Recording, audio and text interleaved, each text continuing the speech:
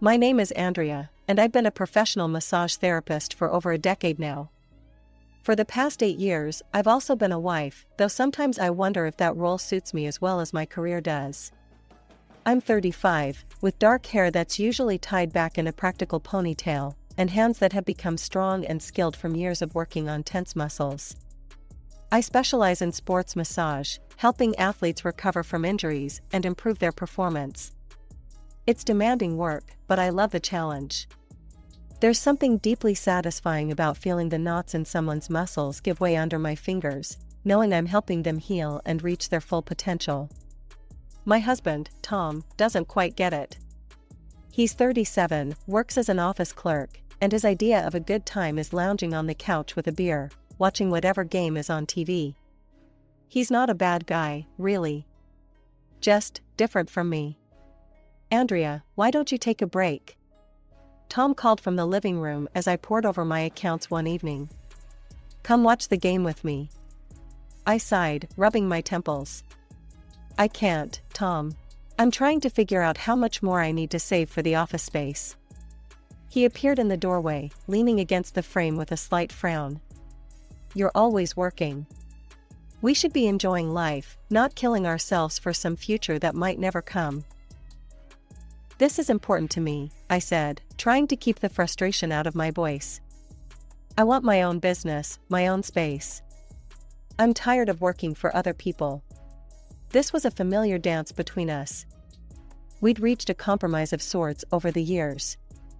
We each contributed a set amount to our shared expenses, and whatever was left was ours to spend, or save, as we saw fit. It wasn't perfect, but it allowed me to squirrel away money for my future business without constant arguments. The apartment we lived in was a wedding gift from my father. It wasn't large, but it was in a good neighborhood and, most importantly, it was ours free and clear. No mortgage meant I could focus on saving for my business instead of paying for a roof over our heads. The next morning, I was up early as usual, preparing for another long day of appointments at the 2 clinics where I worked. As I sipped my coffee, Tom stumbled into the kitchen, bleary-eyed and yawning. You're up early, he mumbled, reaching for the coffee pot.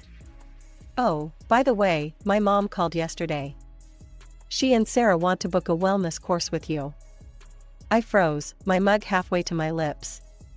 My mother-in-law, Evelyn, and her daughter, Tom's sister, Sarah were, well, let's just say they weren't my favorite people. Did you tell them I'd do it? Tom looked surprised. Of course. Why wouldn't you? They're family. I bit back a sigh. This was going to be a problem, I could feel it. But I forced a smile and nodded. Right. Family. I'll fit them in somewhere. The day Evelyn and Sarah came for their wellness course was the beginning of a nightmare I couldn't have anticipated. They sauntered into my clinic like they owned the place, designer handbags swinging from their arms. Andrea, darling, Evelyn's voice was saccharine sweet. We're so excited for our spa day. I forced a smile. It's not exactly a spa day, Evelyn. This is a therapeutic massage course. Sarah rolled her eyes. Same difference. Let's get started, shall we? I have a hair appointment later.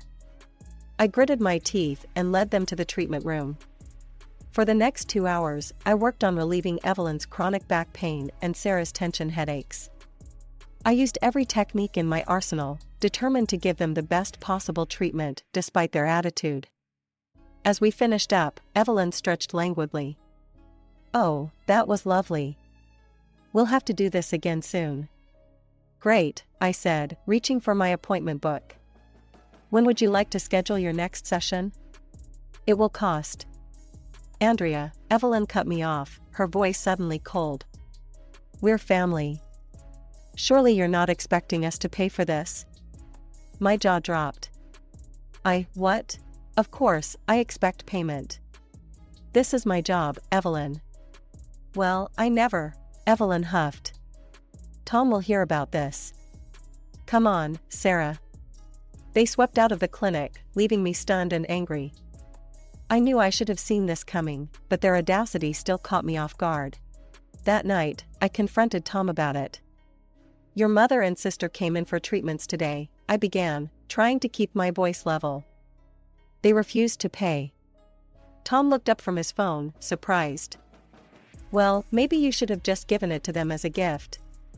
They are family, after all. The following weeks brought more frustrations. Evelyn started calling regularly, complaining about various aches and pains, hinting heavily that I should help out. Sarah took to dropping by unannounced on weekends, kids in tow. Andrea, be a dear and watch the kids for a few hours, she'd say, already halfway out the door.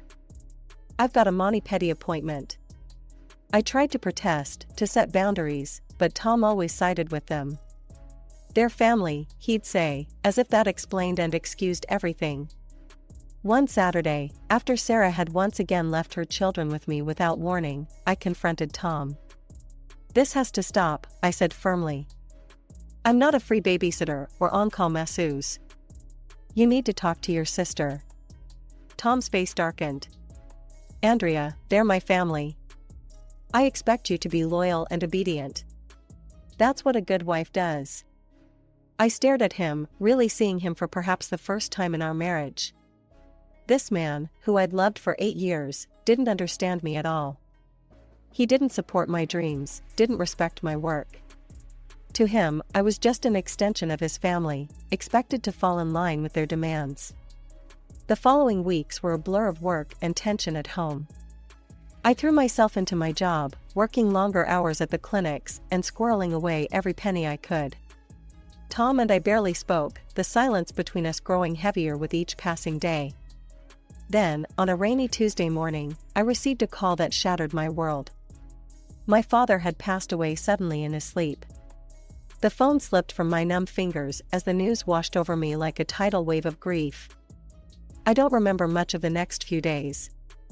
I moved through the motions of arranging the funeral, greeting distant relatives, accepting condolences.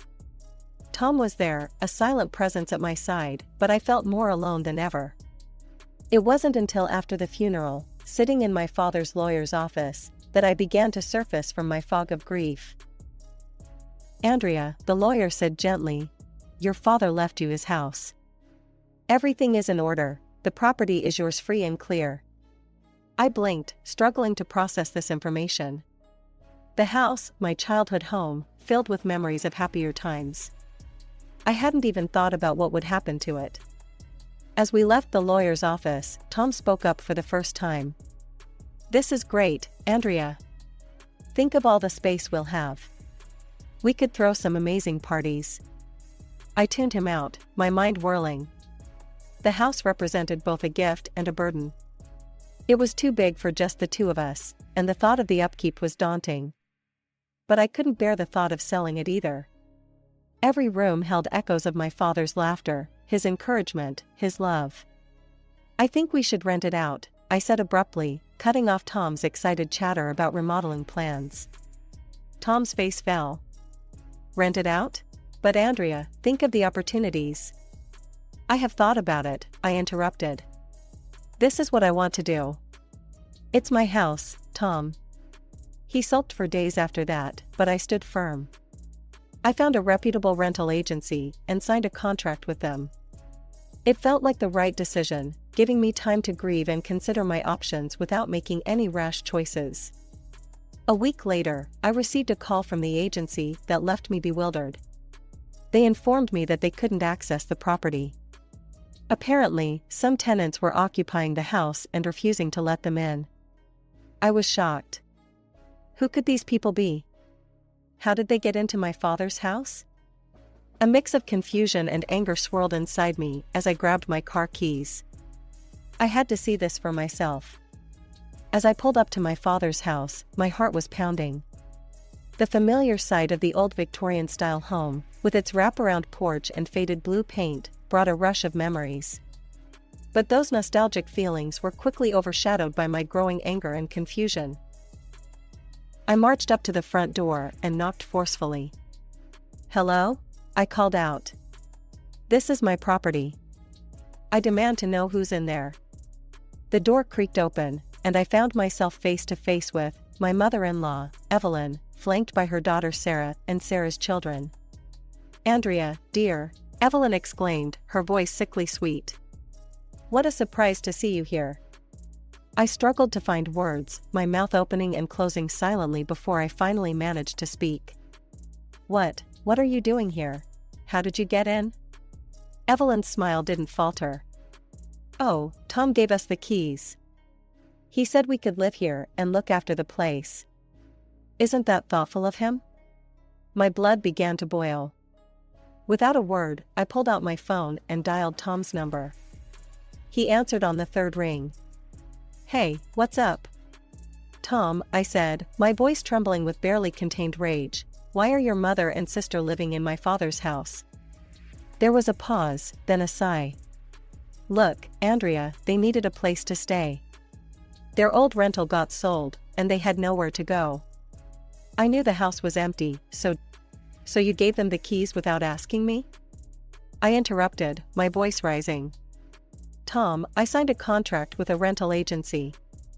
There are tenants supposed to be moving in. Andrea, their family, Tom said, his tone growing stern. They'll live there and look after the place. It's better than having strangers in it. This is my house, Tom, I said through gritted teeth. You had no right to make this decision without me. You need to come here right now and sort this out. I'm busy, he replied curtly. You're overreacting, just let them stay. With that, he hung up. I stared at my phone in disbelief, then turned back to Evelyn and Sarah. This isn't your house, and you have no right to be here. I'm asking you nicely to leave. Don't make this more difficult than it needs to be. Sarah let out a harsh laugh. Or what? You'll call the cops on your own family? I met her gaze steadily. If I have to, yes. For a moment, we all stood in tense silence. Then, without warning, Evelyn and Sarah burst into laughter. Before I could react, they stepped back and slammed the door in my face. I stood there, stunned, staring at the closed door of my own house.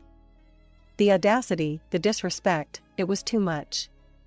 With shaking hands, I pulled out my phone again and dialed 911. When the police arrived, I explained the situation as calmly as I could. To my relief, they understood and took my side. They knocked on the door and, when Evelyn answered, explained that she and her family had no legal right to be there. Ma'am, one officer said firmly, this property belongs to Andrea Thompson. You need to vacate the premises immediately.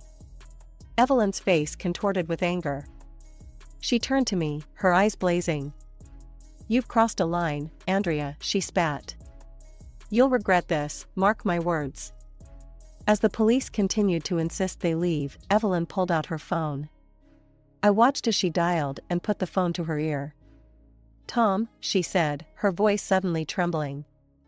You need to come here right now. Your wife has called the police on us. We're not leaving until you get here and teach her some obedience. I watched in disbelief as Tom's car screeched to a halt in front of the house. He'd refused to come when I called, claiming he was too busy, but here he was, rushing to his mother's aid. Tom strode up to the porch, his face a mask of anger. What's going on here? He demanded. Evelyn burst into tears at the sight of her son. Oh, Tom. Your wife has called the police on us. We have nowhere to go. I tried to interject, to explain the situation, but Tom held up a hand to silence me. He wrapped his arms around his sobbing mother, shooting me a glare over her shoulder. It's okay, Mom, he said soothingly. I won't let you be out on the street. You can all come stay with us in our apartment. I stared at him, shocked. Tom, you can't be serious. Our apartment is tiny. There's no room. Well, he cut me off, his voice cold. Since you don't want to be nice, things are going to have to get uncomfortable. You brought this on yourself, Andrea. And just like that, my life turned into a living hell. Our small apartment wasn't designed to house so many people. Evelyn, Sarah, and Sarah's 3 children moved in, turning our once peaceful home into chaos. The living room became a makeshift bedroom, with air mattresses taking up every inch of floor space. Privacy became a distant memory. The noise was constant. Sarah's children, aged 4, 6, and 8, seemed to be in a competition to see who could scream the loudest. They ran through the apartment like tornadoes, leaving destruction in their wake. One afternoon, I returned from work to find our TV smashed on the floor. The eldest boy had been trying to reach something on top of the entertainment center and had pulled the whole thing down. Kids will be kids, Sarah shrugged when I confronted her about it. The mess was overwhelming. Toys littered every surface, dirty dishes piled up in the sink, and laundry seemed to multiply overnight. Yet somehow, I was expected to clean it all up. When I protested, Tom would step in. "Come on, Andrea. You're the lady of the house. It's your job to make our guests comfortable." "Guests?" I would sputter. "They've taken over our home." But my protests fell on deaf ears. Tom, Evelyn, and Sarah had formed a united front against me. They criticized my cooking, complained about the cleanliness of the apartment, and made constant demands on my time and energy. I felt like a servant in my own home, constantly cooking, cleaning, and catering to their whims. The dreams of opening my own massage therapy business seemed to be slipping further away with each passing day.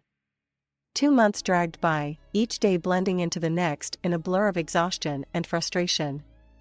Sleep became a luxury I could rarely afford. Between the constant demands of Tom's family and the noise that seemed to permeate every corner of our small apartment, I found myself constantly on edge, never able to truly relax. One Friday, after a particularly grueling week at work, I reached my breaking point. The thought of returning to the madhouse that was now my home filled me with dread. Without really thinking it through, I decided to stay at my office overnight. The quiet solitude of the empty clinic was a balm to my frayed nerves, and for the first time in months, I slept deeply and peacefully. The next morning, feeling somewhat refreshed, I steeled myself and headed home. As soon as I walked through the door, I knew something was wrong. Tom was waiting for me, his face a mask of fury. "Where the hell have you been?" he demanded, not even giving me a chance to speak. "You didn't come home last night. You didn't cook dinner. You've completely abandoned your responsibilities." I tried to explain, to defend myself, but Tom wasn't interested in listening. "I've had enough," he spat. "You're neglectful, disobedient, and clearly don't care about this family. I want a divorce." Before I could process what was happening, Tom thrust a stack of papers into my hands. Divorce papers. Already signed by him. "I'll be demanding half of everything," he said coldly. "Now get out. I don't want to look at you anymore." With that, he pushed me out of the apartment and slammed the door in my face. I stood there, stunned, clutching the divorce papers and fighting back tears. In a daze, I made my way to my father's lawyer's office. As I explained the situation, the kind old man who had known my family for years listened patiently. "Andrea," he said gently when I finished, "I want you to take a deep breath and relax. Your soon-to-be ex-husband has no claim on your property. Both the house and the apartment were gifted to you by your father before your marriage. They're yours, free and clear." Relief washed over me, but it was quickly followed by a wave of exhaustion. As I left the lawyer's office, I found myself driving towards my father's house, my house now, I reminded myself. I made my way to my father's study, a room that had always been a sanctuary of sorts. As I began to sort through the papers on his desk, a sealed envelope caught my eye. It was addressed to me, in my father's familiar handwriting. With trembling hands, I opened the letter and began to read. "My dearest Andrea. If you're reading this, it means I'm no longer with you. I want you to know how proud I am of the woman you've become. You've always had such drive, such passion for your work. I've watched you pour your heart and soul into your dream of owning your own massage therapy business. I'm writing this to tell you to follow your heart, Andrea. Trust yourself. You have the skills, the determination, and the compassion to make your dream a reality. To help you on your way, I want you to sell this house. Use the money to open that salon you've always talked about. I know it might be hard to let go of this place and all the memories it holds, but I want you to create new memories, new successes. Remember, I will always be with you, cheering you on. Go make your dreams come true, my darling daughter. All my love. Dad. Tears streamed down my face as I finished reading. Even now, months after his passing, my father was still supporting me, still believing in me. With renewed energy, I picked up the divorce papers Tom had thrust at me. Without hesitation, I signed my name next to his. This chapter of my life was over, and I was ready to start a new one. The next morning, I marched into the mayor's office and filed the divorce papers. As I walked out, I felt as if a weight had been lifted from my shoulders. I was free. My next stop was my realtor friend, Sarah's office. Within weeks, both my father's house and the apartment were sold. The proceeds were more than I had dared to hope for. With Sarah's help, I found the perfect space for my massage parlor, a large, airy room in a bustling part of town. I poured my heart into transforming it, choosing soothing colors and comfortable furnishings. Every piece of equipment I purchased felt like a step closer to my dream. My final task was finding a new place to live. I fell in love with a small, cozy apartment just a few blocks from my new salon. It was perfect, a fresh start, close to my new business. As I was moving my things into my new apartment, I received a frantic call from my former neighbor. New tenants had shown up at my old apartment, much to the shock of Tom and his family. I couldn't help but smile as I imagined their confusion and panic as they scrambled to pack up and leave. It wasn't long before my phone rang again. This time, it was Tom. "Andrea, what's going on?" he demanded. "Why are there strangers in our apartment? And why did I get a notice from the mayor's office about our divorce being finalized?" I took a deep breath. "It's not our apartment anymore, Tom. I sold it. And yes, the divorce is final. This is what you wanted, remember?" There was a long pause on the other end of the line. When Tom spoke again, his voice had softened. "Andrea, I was just joking about the divorce. I love you. We can work this out. I'll tell Mom and Sarah to move out. Please, just come home." "No, Tom," I said firmly.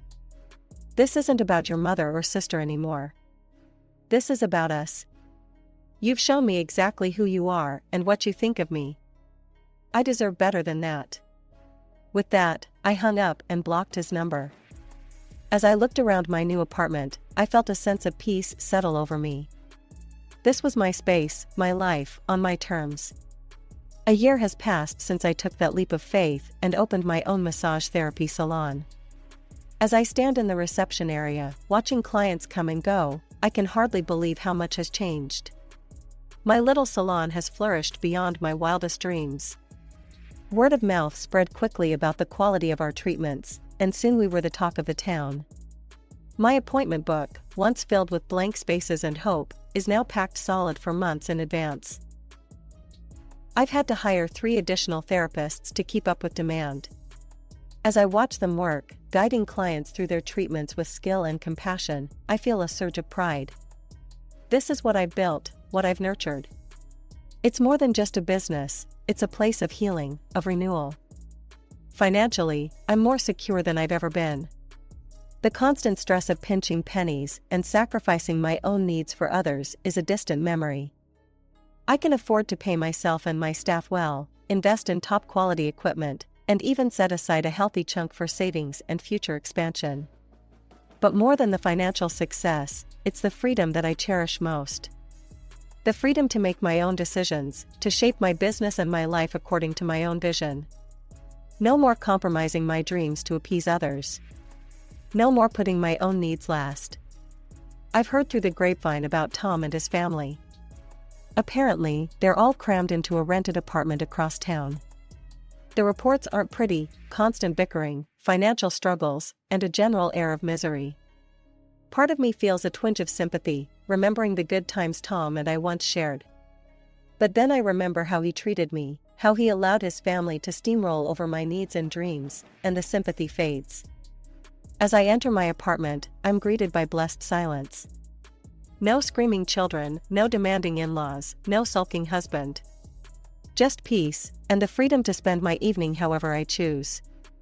My phone buzzes with a text from Lisa, my assistant, a last-minute booking request from a client in pain. Without hesitation, I tell her to schedule them in. This is why I do what I do, to help, to heal, to make a difference. As I head to bed that night, I pass by the photo of my father on my nightstand. His proud smile seems to glow in the dim light. "We did it, Dad," I whisper, touching the frame gently. "We really did it." I fall asleep with a smile on my face, excited for what tomorrow will bring. This is the life I've always dreamed of, challenging, fulfilling, and entirely my own. And I wouldn't have it any other way.